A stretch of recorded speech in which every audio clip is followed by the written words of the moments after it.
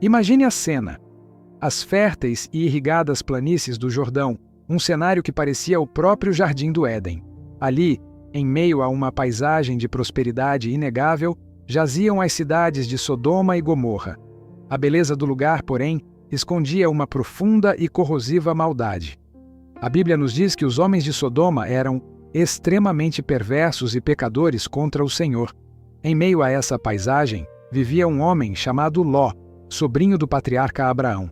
A história de Ló e Abraão se cruza quando ambos, com seus rebanhos e tendas, se tornam tão prósperos que a terra não consegue mais sustentar a ambos. Eles decidem se separar para evitar conflitos. A escolha do terreno seria crucial.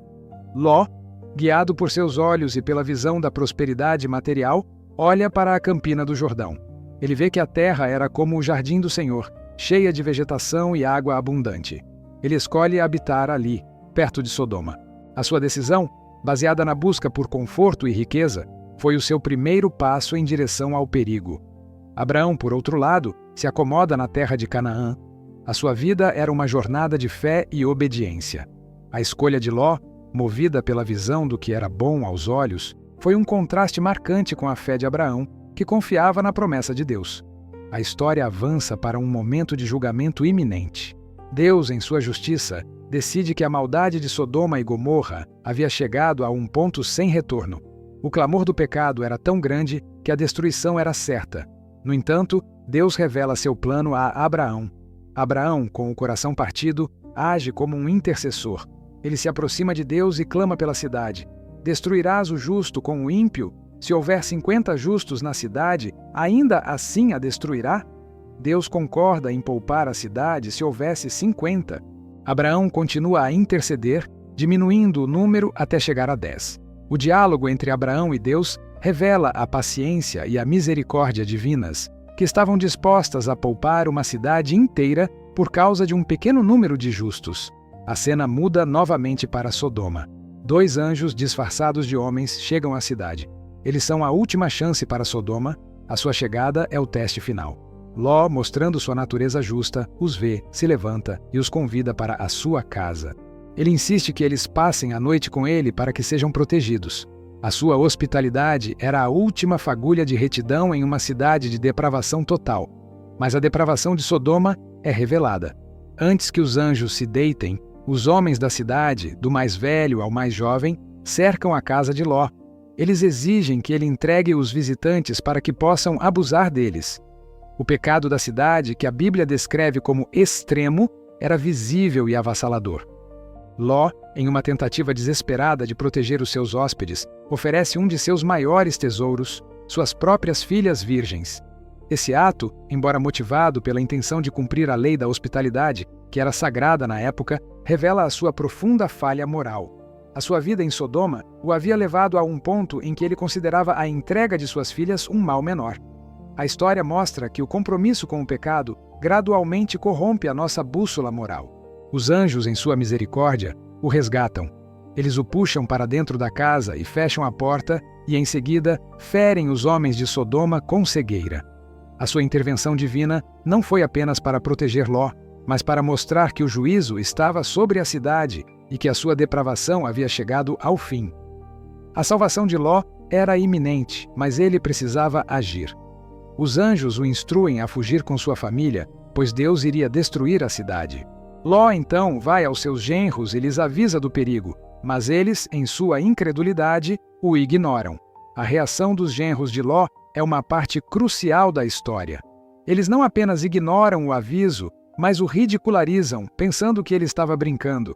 Eles estavam tão enraizados no conforto e na segurança aparente de Sodoma que o aviso divino lhes parecia a maior das loucuras. O ceticismo deles, que os impedia de ver a destruição iminente, é um reflexo da cegueira espiritual que o pecado causa. A história nos mostra que, muitas vezes, a voz de Deus é ignorada por aqueles que estão mais confortáveis em sua escuridão.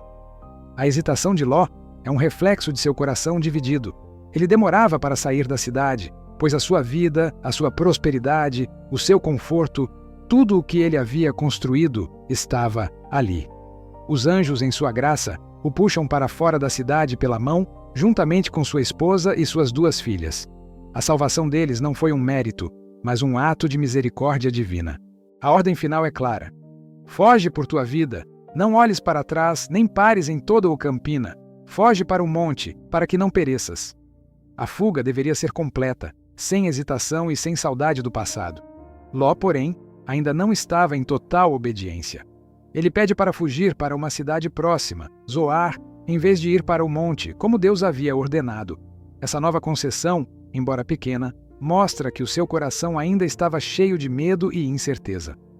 Deus, em sua misericórdia, concede o seu pedido, e então o juízo cai sobre as cidades. O Senhor faz chover fogo e enxofre sobre Sodoma e Gomorra. A destruição é total e completa, um testemunho do poder e da justiça de Deus contra o pecado. O momento mais trágico da narrativa é a sorte da mulher de Ló.